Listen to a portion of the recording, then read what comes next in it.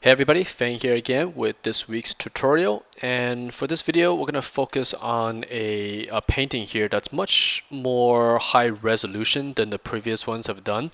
So this is again another live demo I've done in front of my students here at the school. This one took a little longer, I said about roughly 2.5 hours, somewhere there, showing students how to basically res up and get high amounts of details into a painting.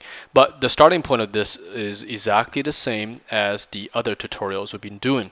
So what I'm going to do is I'm going to break down all the layers and show you guys one by one how this painting was created. Okay, so I'm going to shut down some of these layers now. As you can see here, I only have a few, but they're all categorized. Okay.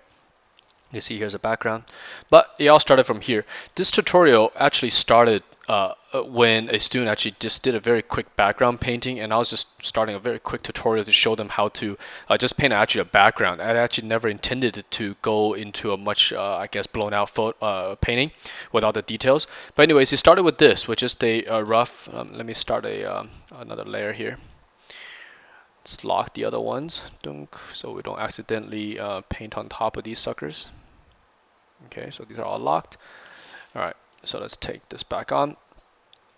Alright, so it actually just started with a bunch of line drawings to place some rocks to show that even for a landscape, we can have some nice details. So here's a line drawing. You can see it's very loose because I knew the end result is going to be a painting, so there's no point making the drawing very nice at this stage. Okay, so I'll break down these rocks here. So here's the first overlay from here, so you can see the drawing above it. So let me turn this layer on and off. Right, so basically just laid in a bunch of values here, and lighting really isn't applied. If I turn on my layer here, this is my black saturation layer, which makes everything black and white. You can see if I turn it on, everything kind of just goes into one value, right? And so it's great to have this layer. So definitely you can see here, for example, let me draw on this layer here. The value is completely mixing. Right, and we don't want that obviously for a painting, because at the end of the day, it's the value that make the paintings read. All right, so but that's just the first pass, and then this layer, not too much here, just add a little bit dark on the bottom here, and then I get into a little bit more details, but yet not much lighting at this point still. If I turn on the saturation layer, you can see we start to extract some of the forms, but not really there.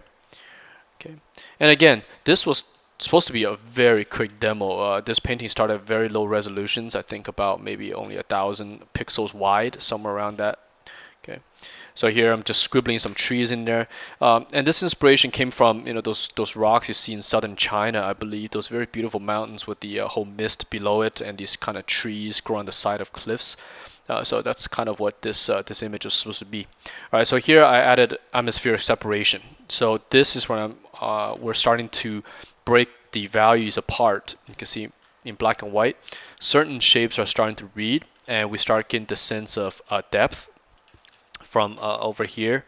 Right, this is close object, this is our foreground, midground, and then we have background that extends away. So this creates that 3D effect that we want in these kind of paintings, to make the audience believe that the world they're seeing is actually in a 3D space versus a 2D painting. Okay, just fill more details here. And I darken up the bottom here just so I could pop up the light, which I start applying here. So this is this is an entertainment sort of lighting, right? It's not exactly the most realistic. However, it makes things pop out. See, if I turn this to black and white now, this area here is starting to pop, as if a light is coming in from the upper right here and just shining perfectly onto this rock, right? And I call it entertainment lighting because it's done on purpose. And when you do these paintings, you are doing things for a purpose, right? You're not just taking a random shot of something. You're trying to tell a story. You're trying to make things fun for the viewer to watch, and also bring hints of entertainment value into these paintings. So you control where the light goes, you control where the composition is, you control everything. If you want to put another light coming in from this way, no one's going to stop you, right? It's your creation. You can do whatever you want, as long as you make the story tell, or whatever you're trying to achieve, get the point across. So yeah, it's up to you. So you play the director, you play the lighting guy, you play the DP. Everything is under your control. Right, so here I apply some miniature details here, so because the value at this point is established. See here, it does read, relatively okay. The rock reads, and I just clean up. I remove some of these ultra white areas, like that area there, just got painted out. Same with over here. Just got rid of some of the highlights. And at this stage, let's turn off the black and white. I was actually quite finished with the painting. I actually just wanted to stop here to show the student, okay, look, here's a little landscape painting. Nothing took too long here. But then we continued on. I said, hey, why not add a little bit of texture work onto this? So you can see here is the texture layer. It's again done quite quickly, but what I did here is I just threw on some rock textures. I hadn't even cleaned some of the stuff up. It's kind of messy, but it's okay because at this stage I started to think, you know what, I think we should add a subject matter to this, so it's not just a background. So these are just repeated texture work. You see here this layer on and off, it kind of just achieves that effect. And these textures, what it does, it gives you the painting some teeth, right? Teeth, not in the fact that it's like, teeth from an animal, but like a grip. Because traditional paintings, you have canvas, you have some kind of material you are painting on. And the end result is that the line breaks between, for example, this edge line from here to here. No matter how you paint it, there's going to be some kind of material disrupting that, either the canvas or the paper you're painting on. So it doesn't create this ultra fine, clean edge that you sometimes see in a lot of Photoshop renderings, and it gives that kind of digital feel. And then so adding these textures kind of help ease that transition.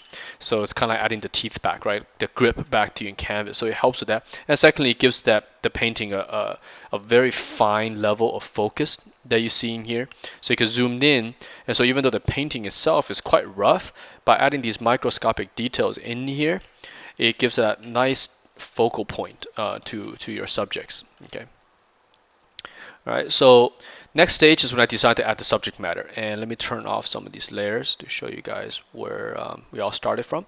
So here's the first big bug, kind of this disgusting looking fly texture thing. That fly butt has this kind of material going, and it's kind of floating around. The idea is that these are filled with gas, so they're lighter than air, so they kind of float around, and these kind of these wings are there to help it fly along, right? So let's turn off all these layers.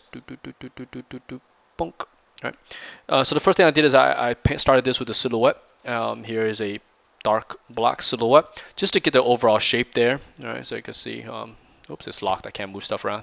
Okay, and from there we could then establish some basic sense of lighting. So in value, you can see here it pops in front of the environment, and I decided to make this bug dark because my background is quite light. So his base value, meaning this insect, no matter what lighting condition, is always dark, like a fly versus a white, say a moth or something, that's always lighter in value. So his base value is really quite dark.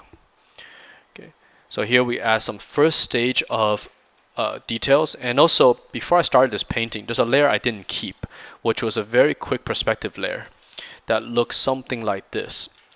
Okay, so I'll just draw that in here. Okay, so when I started this painting, it actually had this on it, and what it does is a simple perspective grid that allowed me to see the creature in perspective. See, so what I did is I kind of added this, so that way I have a center line, which is, you see this line here, that's the center, right? And then it has these vanishing points that help me get the spacing correctly on this creature. So I did start with this, so it actually had nothing but this, right? And this is the building block for the creature, so I could put it into a 3D space.